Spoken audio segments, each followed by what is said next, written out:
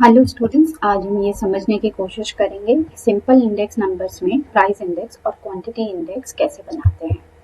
उससे पहले आपको ये समझना होगा कि इंडेक्स नंबर्स जो सिंपल रहते हैं उन्हें कंस्ट्रक्ट करना बहुत इजी रहता है और उसमें हर एक चीज को इम्पोर्टेंस जो है इक्वल रहती है। इसी के साथ आपको प्राइस इंडेक्स नंबर और क्वांटिटी इंडेक्स नंबर दोनों की फॉर्मूला आपको याद रखनी है। अब पहले इस प्राइस इंडेक्स नंबर की फॉर्मूला के ऊपर ध्यान दें।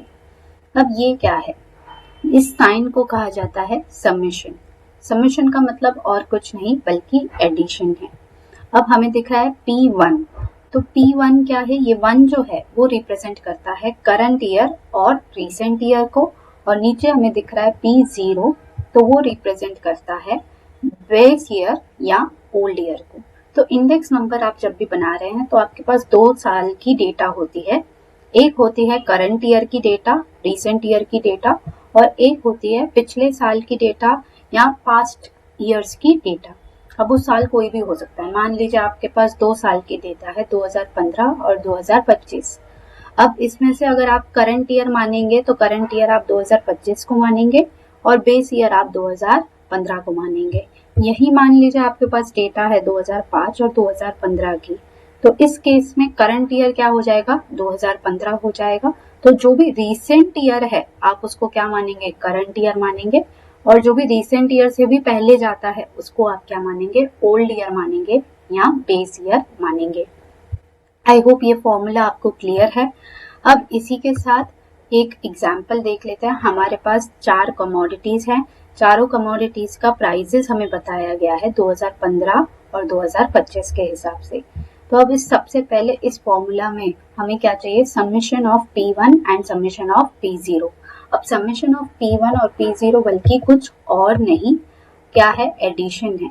तो आपकी जब आप ये सब ऐड कर देते हैं 15 + 25 + 40 + 70, तो आप इसको क्या कहेंगे? Summation of P0। P0 मतलब क्या? ओल्ड ईयर, क्योंकि 2025 से पुराना है 2015, तो वो क्या हो जाता है? हमारा बेस ईयर बन जाता है, ओल्ड ईयर बन जाता है, और उसको रिप्रेजेंट किया जाता है 0 से।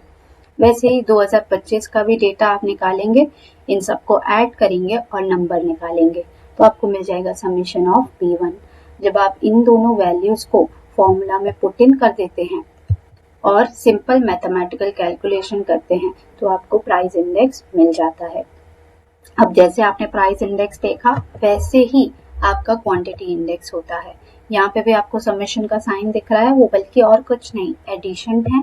यहाँ पे भी 1 क्या रिप्रेजेंट करता है? करंट ईयर और रिसेंट ईयर, और 0 क्या रिप्रेजेंट करता है? पास्ट ईयर और ओल्ड ईयर। तो वही सेम एग्जांपल लेंगे। मान लीजिए आपके पास 2 साल की क्वांटिटीज दी गई है 2015 और 2025 की, तो यहाँ पे करंट ईयर क्या हो जाएगा? 2025 हो जाएगा, क्योंकि वो 2015 के बाद आया, ठीक है। और बेस ईयर क्या हो जाएगा? 2015 हो जाएगा।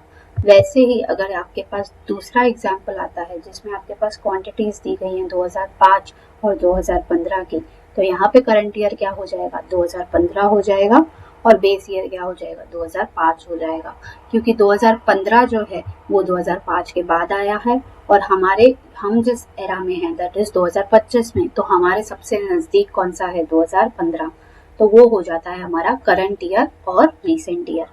अब बस और कुछ नहीं, एग्जाम्पल देख लेते हैं। कमोडिटीज है हमारे पास ABCD।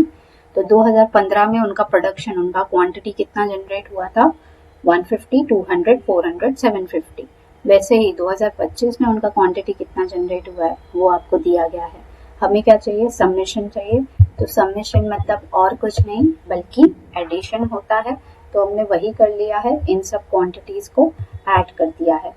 एक बार आपके पास समेशन की वैल्यूज आ गई, आप उनको क्या कर देंगे? फॉर्मूला में पुट इन कर देंगे। सिंपल मैथमेटिकल कैलकुलेशन करके, डिविजन फॉलो करके आपको मिल जाएगी क्वांटिटी इंडेक्स। तो आई होप आपको समझ में आया होगा कि क्वांटिटी और प्राइस इंडेक्स कैसे निकालते हैं। कंसेप्ट बहुत सिंपल है और सिंपल मैथमेटिक्स यहाँ पे यूज हो रही है।